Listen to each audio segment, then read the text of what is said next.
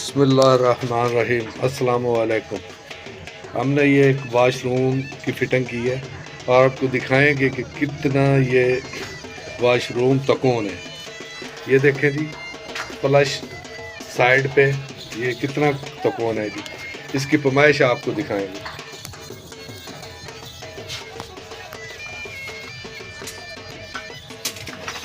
ये देखें जी, इस साइड पे कितना है।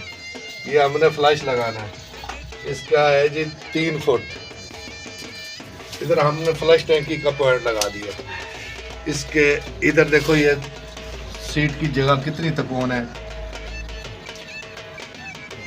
ये तकरीबन 45 इंच।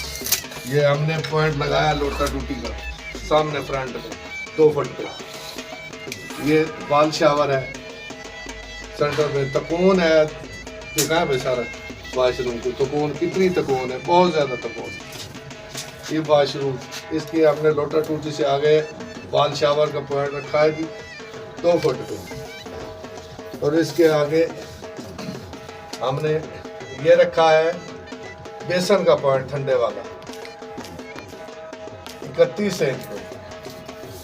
ये गरम वाला पॉइंट है, ये ओवर क्रॉस है हमने लगाया। ये टी लगाई, ये मिक्सर